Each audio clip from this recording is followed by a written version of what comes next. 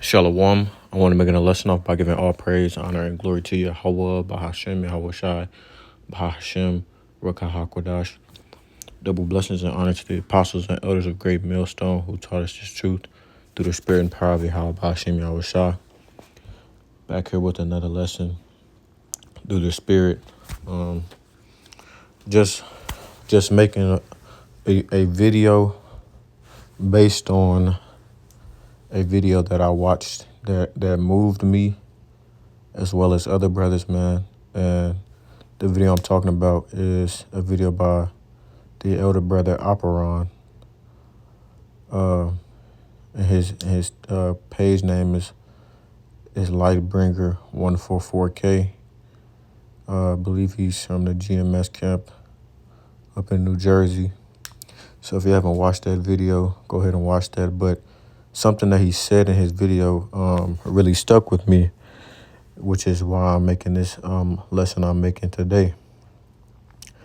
And what he said was if you have, or I want to say if you have a vision, but if you have something that you want to talk about, like, don't be afraid to bring it out. Okay. And that made me think of a couple visions that I had, a couple dreams that I had before, because I don't have many visions when it comes to the truth or whatnot. I don't have many visions. Since I've been in this truth, I can recall only having like 2 visions that I've had that really stuck with me, at least that I can remember. And so I'm going to be talking about those two dreams that I had, or those 2 visions that I had in this lesson today. So, and this video shouldn't be too long, but I just want to bring that to you all today and not hold on to it, like the brother said. So, with that being said, Lord willing, this lesson will be edifying to you all out there listening and watching. And without further ado, let's get into it. So, this first vision that I had, it happened a while ago, man. I'd say at least 2-3 years ago. But this is way before I started going out on the highways and byways, or even making lessons, or even thinking about it for that matter. But the vision is still, it's still somewhat clear in my mind. I can recall the important details of it. And the first one is talking about spiritual power. The second vision I had was more so about the perilous times coming up, and that vision I had to have happened within this past year or so. So that's going to be my second vision or dream that I had, or testimony or whatever is going to be about. So that first one, I'm going to get into that one, and I'm going to bring out a few scriptures based on both of the visions. So if you can see what I have on the screen, is a picture of Yahweh Shai defeating Superman. Okay. And the reason why I brought this out is because, like I said, the first vision I had was about spiritual powers, man. And when I was doing this lesson, all I could think about was an image of Yahweh Shai beating Superman, which this was a picture I've seen before, or picture similar to it, but that was like what registered in my mind when I was thinking about doing this lesson. But this picture doesn't have anything to do with my vision. But anyways, let me go ahead and get into it. I'm doing too much talking. So the first vision I had, it was very random. I believe I was on a journey with a Gadite brother, and it wasn't anyone in particular. The person I was with, though, looked like a stereotypical Native American person. And the reason why I believe it was a Gadite, you'll see why I believe it's a Gadite, because this person was a trooper, man. He was truly the definition of a Gadite. So we were on a journey or whatever, and along that journey, we ended up stopping, I guess, and being surrounded by a whole bunch of Edomites, man. And in the midst of that, I just want to say this: number one, that brother was like, he was jacked. I'm gonna just say that he was very in shape, man. He was very big and very in shape, and they surrounded us basically. And I can remember them like surrounding us, and they literally just started like shooting arrows at us. Well, not directly at me, but at the brother.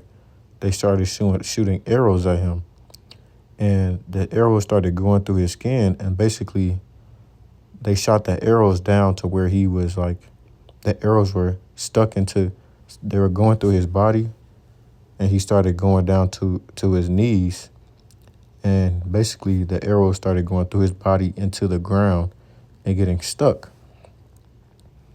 And so basically he was like impaled into the ground through those arrows.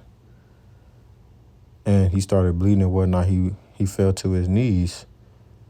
And the Edomites, they basically thought that they had defeated him. Okay. And in the midst of them thinking that they defeated him, he literally just started laughing. And like he just shook it off as if nothing had happened. And he started just taking the arrows out of him, and his flesh like started healing itself, like as if nothing happened. So he went from being impaled by a whole bunch of arrows, and then from going from that to laughing to healing his own flesh, man. And just seeing that was like, that was that was crazy to see, man, honestly. And after he started pulling them back out, he just stood back up, and they just tried to destroy him with whatever weapons they had. After the arrows didn't work, I believe they tried guns, and he just started wiping them out, man, one by one. Like he just started fucking them up real bad. And he was basically protecting me as well as himself. So, and then we just continued on with our journey. But that was like incredible to see, man, that nothing hurt him. Nothing was gonna stop him. Like, so that was pretty much the first vision, and I have a few precepts I'm gonna pull out regarding that. This is Jeremiah chapter 16, and it reads, actually, so let me see real quick. It's titled, "The Most High Power Will Restore, God Will Restore them." Let me see, I can read from verse 14. So, "Therefore, behold, the days come, saith Yahweh, that it shall no more be said, Yahweh liveth, that brought up the children of Israel out of the land of Egypt.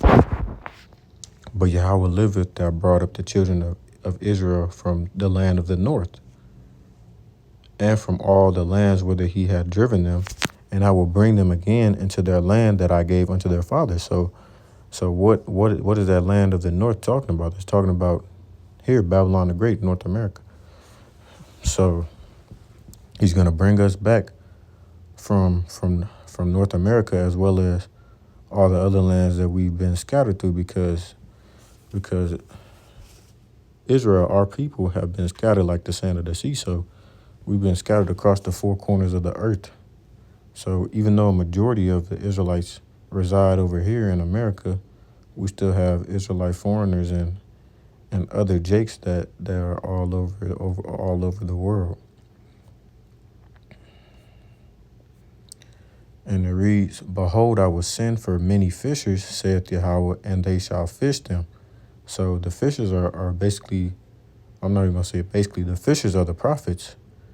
and and and the messengers, the prophets, the elders, the apostles, everyone that is pushing this truth, trying to basically, or all these people, all of us who have been pushing this truth, trying to wake up the nations.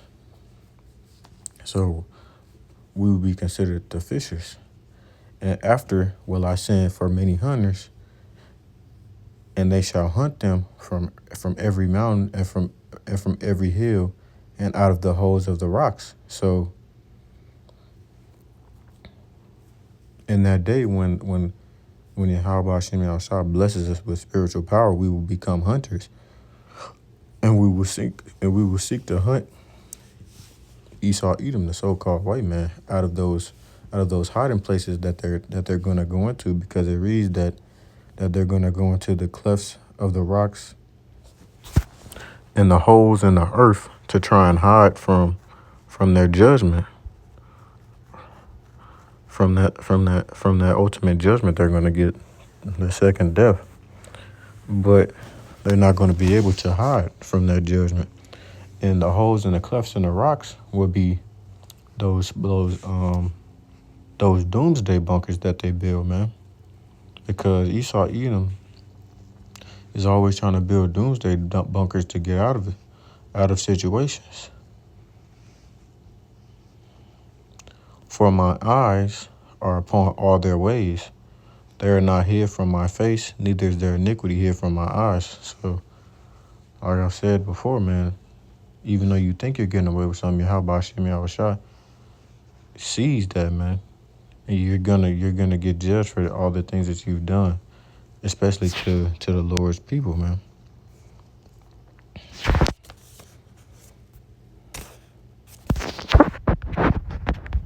So yeah, man, that's gonna be, those spiritual powers are ultimately gonna be something that the 144,000 will be blessed with, Lord willing, we be of that number. That's what they're gonna be blessed with, man.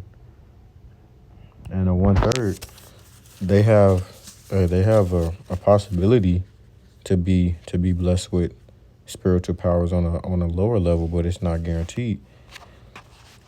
But it's definitely guaranteed that 144,000 will be. So, okay, this is Zechariah chapter 12 and verse 7. It reads, Yahweh shall also save the tents. So, let me see here real quick. Jerusalem to be attacked. And it reads, Yahweh also shall save the tents of Judah first, that the glory of the house of David and the glory of the inhabitants of Jerusalem do not magnify themselves against Judah.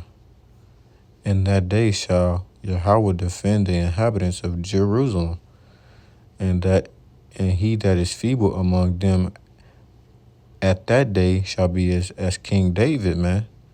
So we're going to get the strength and the might of King David, even the weakest among us. And the house of David shall be as a power, man. I'm pretty sure that's where Elohim come. So we're going to be divine ones, angels, gods. Let me see. Of supreme God. We're going to have works or special possessions of God. Rulers, judges, magistrates.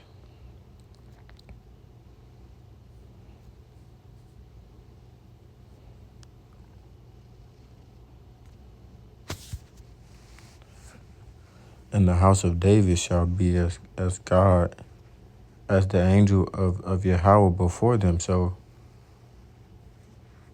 we're going to get power. We're going to be judges. The Lord's going to bless us with that, man.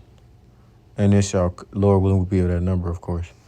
And it shall come to pass in that day that I will seek to destroy all the nations that come up against Jerusalem. Let's get this in NLT, Baba. The Lord Yahweh will give victory to the rest of Judah first, before Jerusalem, so that the people of Jerusalem and the royal line of David will not have greater honor than the rest of Judah. On that day, the Lord Yahweh will defend the people of Jerusalem. The weakest among them will be as mighty as King David, and the royal descendants will be like God, like the angel of Yahweh who goes before them. So through all of that, we're gonna ultimately be blessed with those powers through our Heavenly Father Yahweh. For on that day I will begin to destroy all the nations that come against Jerusalem, and the Lord's gonna give us those abilities to go and repay our enemies, man.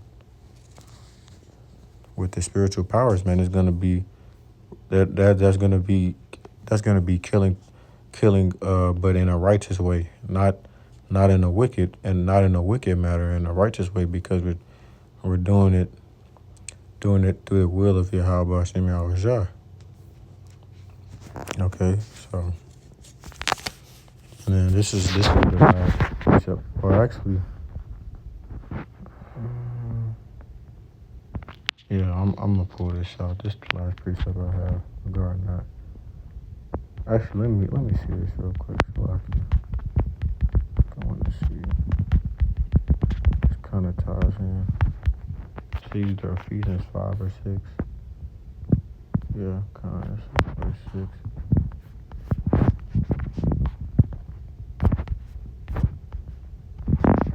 The armor of the Most High Power. Finally, this is Ephesians 6 and 10. Finally, my brethren, be strong in the Lord. Isaiah Yahweh.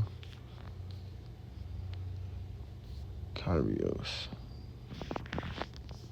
And in the power of his might, put on the whole armor of God. This must be a god or goddess, a god magistrate, that ye may be able to stand against the wiles of the devil. For we wrestle not against flesh and blood, but against principalities, against powers, against the rulers of the darkness of this world, against spiritual wickedness in high places. A final word: be strong in the Lord and his mighty power, Yahweh. Put on all of the Most High Power's armor, so that you will be able to stand firm against all strategies of the devil. For we are not fighting against flesh and blood enemies, but against evil rulers and authorities of the unseen world, man. It's just spiritual warfare that we're dealing with, against mighty powers in the dark world and against evil spirits in the heavenly places. So in that day, we're going to have the armor. We're going to fully, completely have the armor of Yahweh Hashem on us, protecting us, as well as blessing us with powers that we couldn't even imagine to have. Lord willing, we get that number. This is my last precept. This is not 13, 31. Isaiah chapter 40 and verse 31. I'm going to start at verse 30. The greatness of the Most High Power. So I'm going to start at verse 29, actually. And let's start at verse 27. Yeah. Why sayest thou, O Jacob, and speakest, O Israel, my way is hid from Yahweh, and my judgment is passed over from my God? Hast thou not known, hast thou not heard, that the everlasting Most High Power, Yahweh, the creator of the ends of the earth, fainteth not, neither is weary. There is no searching of his understanding. He giveth power to the faint, and to them that have no might he increaseth strength. Even the youths shall faint and be weary, and the young men shall utterly fall. But they that wait upon Yahweh shall renew their strength. They shall mount up with wings as eagles. They shall run and not be weary, and they shall walk and not faint. And that's just beautiful, man. Just to even read, that's beautiful. Let's read it again. But they that wait upon Yahweh shall renew their strength. So And reading the scriptures, man, those who wait on me will be, will receive a crown of life, roughly paraphrasing. They shall mount up with wings as eagles, man. So might be blessed. Some brothers might be blessed with the ability to fly. Okay, just to get out of a situation. You never know. They shall run and not be weary. We might have to run. The Lord might bless us with super speed. You never know. You might turn into the Flash just to dash and get away from your enemies when they try and surround you. And they shall walk and not faint. Have the ability to never get tired.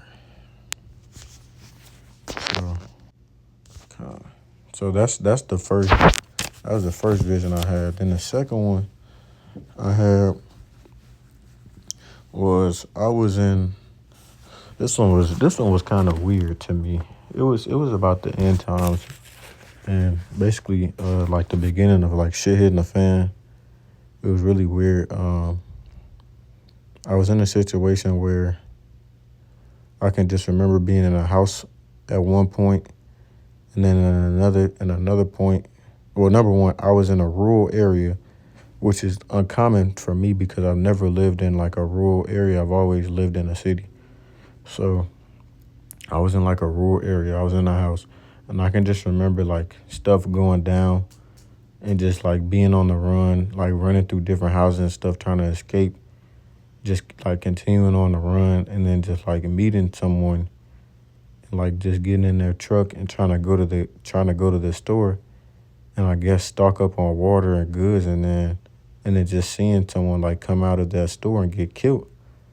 And I remember like basically doing the dash, like hopping in the front seat, driving off, and just trying to get away and just fleeing basically. And that me being chased felt like persecution. I'll say that. That dream was very weird and very, very like faint or quick, I guess. And then also I can remember like I was in a spirit of I wouldn't say fear, but like kind of like this is the time now, like this is the times that we've been talking about, basically almost like a spirit of preparedness, or just acting based off of like just doing things, not really thinking too much, just kind of like moving through the spirit almost, or just like when you just have the spirit on you to where you just doing something and you don't know why you're doing it, but it just seems like the best thing to do in that moment. I was almost like in that type of spirit. So I want to get that real quick. They shall persecute you in a city, flee to another.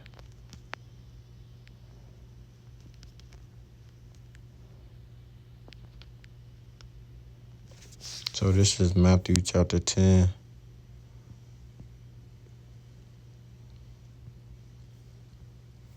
Come, man, endure to the end. 22. And ye shall be hated of all men for my name's sake, but he that endureth to the end shall be saved. But when they persecute you in this city, flee ye unto another. For verily I say unto you, ye shall not have gone over the cities of Israel till the Son of Man become. The disciple is not above his master, nor the servant above his Lord. And the reason in NLT, and all nations will hate you because you are my followers. But everyone who would endure to the end will be saved. When you are persecuted in one town, flee to the next. I tell you the truth, the Son of Man will return before you have reached all the towns of Israel. Students are not greater than their teacher, and slaves are not greater than their master. And that's really all I can remember about that vision, was just being on the run, really, and just fleeing, doing a whole bunch of like fleeing and just being on the run. Just dropping everything and being ready to go, basically. Because as it reads, man, the fashion of this world will pass away. So You can't be too attached to these things that's in the world. You never know where you're gonna be or what's gonna happen. You just have to be ready to just go. Honestly.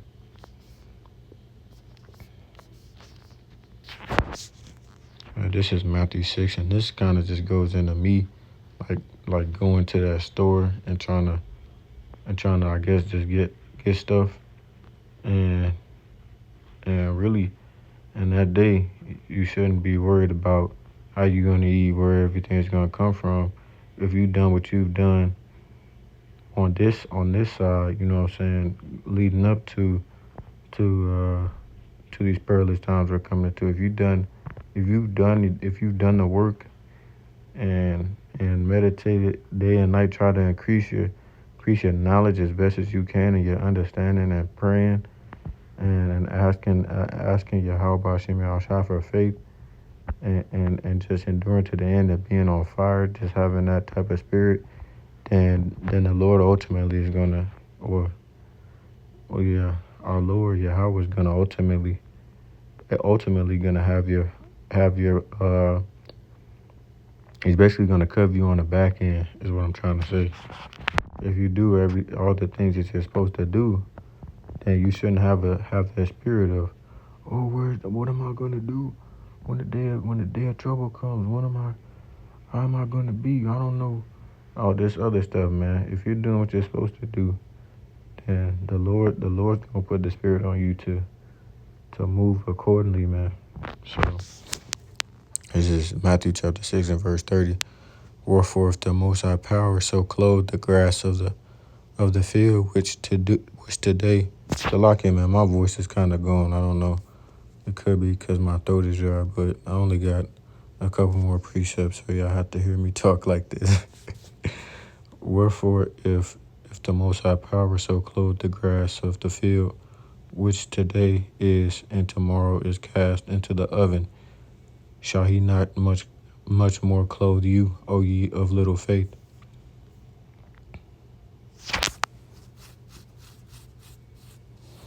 Therefore take no thought, saying, what shall we eat, or what shall we drink, or wherewith shall we be wherewith all shall we be clothed? For after all these things do the Gentiles seek. For your heavenly Father knoweth that ye have need of all these things. But seek ye first the kingdom of the Most High power and his righteousness, and all these things shall be added unto you. So like I was saying, man, if you're doing what you're supposed to do, you're doing your lessons, you're trying to increase your knowledge, you're asking how about Shem Yahushua, putting your full and wholehearted faith into him, he's gonna cover you in that time, man. Okay? I know the times that we're coming upon are gonna be scary and whatnot. And there's honestly a lot to think about. Okay? But we need not worry about those things that's gonna come to pass, man. Yahweh Shem Yahushua, if you have faith, he's gonna have a protective hedge, a covering around you. He's gonna put the spirit on you to do what you need to do in those days. But seek ye first the kingdom of the Most High power and his righteousness, and all these things shall be added unto you. Take therefore no thought for the morrow, for the morrow shall take thought for the things of itself. Sufficient unto the day is the evil thereof. So let me get that in the NLT. And if the Most High power cares so wonderfully for wildflowers that are here today and thrown into the fire tomorrow, he will certainly care for you. Why do you have so little faith? And as a reason in scriptures, if ye faint in the day of adversity, your faith is weak. So, roughly paraphrasing. So don't worry about these things, saying, what will we eat? What will we drink? What will we wear? These things dominate the thoughts of unbelievers, but your heavenly Father already knows all your needs. So that's going to be the spirit of the 2/3. They're going to be worried about all that shit. They're going to be scraping and scrambling, trying to figure out what they're going to do, because ultimately they're lost. They don't know what's about to happen on earth. But ye brothers in the faith, and ye few sisters in the faith, you all are aware what's about to happen, and you know that the only way we're going to make it up out this place is if we put our faith and our trust in Yahweh Bashim Yahushua, man. That's the only way. That is the straight gate. Seek the kingdom of the Most High power above all else, and live righteously, and He will give you everything you need. So don't worry about tomorrow, for tomorrow will bring its own worries. Today's trouble is enough for today. Yeah, that's just beautiful. I want to get this. I got two more scriptures I'm gonna pull out.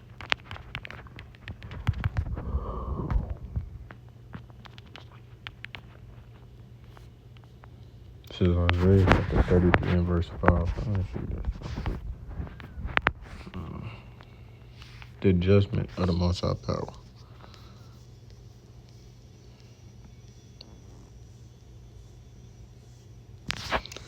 Yahweh is exalted, for He dwelleth on high. He hath filled Zion with judgment and righteousness, and wisdom and knowledge shall be the goodness. Salakia.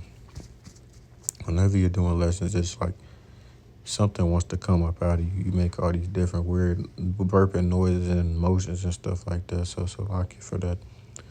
This is Isaiah 33 and verse 5. Yahweh is exalted, for He dwelleth on high. He hath filled Zion with judgment and righteousness. And wisdom and knowledge shall be the stability of thy times and strength of salvation. The fear of Yahweh is His treasure, man. So like I said, you gotta ask. I ask Yahweh Hashem Yahshua to increase my fear of Him. Ultimately, just that's a blessing within itself, man. The fact that these people don't fear Almighty power is is mind-boggling to me. Let's get in NLT. Though Yahweh is very great and lives in heaven, He will make Jerusalem His home of justice and righteousness. In that day, He will be your sure foundation, providing a rich store of salvation, wisdom, and knowledge. The fear of Yahweh will be your treasure. And you can't have wisdom or knowledge or understanding without the fear of the Lord.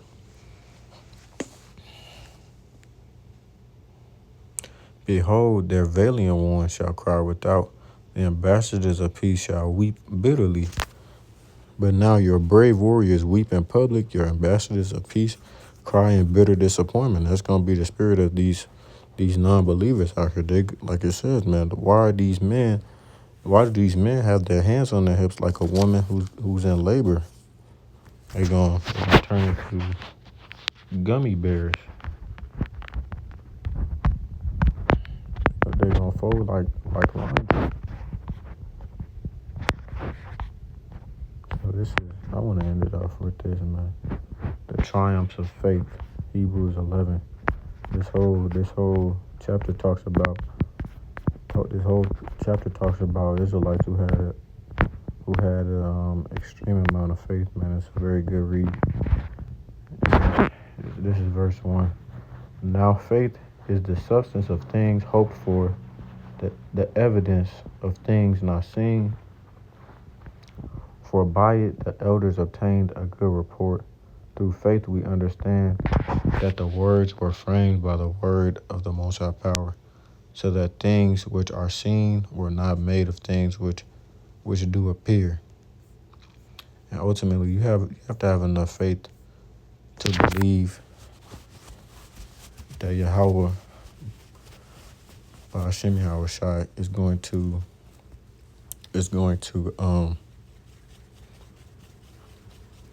deliver His only begotten Son to save His elect, and basically make the things that He said He's going to do come to pass. You have to have enough faith to believe in that it's going to happen, because it is. So let me read this in the NLT and I'll end it off there. Faith is a confidence that we hope for. Faith is the confidence that what we hope for will actually happen. It gives us assurance about things we cannot see. That's why I said the things that are unseen are more powerful than the things that are seen. Through their faith, The people in days of old earned a good reputation. By faith, we understand that the entire universe was formed at the Most High Power's command, that what we now see did not come from anything that can be seen. So, Lord willing, this lesson was edifying to y'all out there writing this. Lord willing, this lesson was edifying to you all out there listening and watching, as well as exhorting. Call Allah Yahweh Ba'ashem Yahweh Shai Ba'ashem Makakwadash. Double blessings and honors to the apostles and elders of Great Millstone who taught us the truth through the spirit and power of Yahweh Ba'ashem Yahweh Shai. And until next time, I say Shalom Israel. Shalom.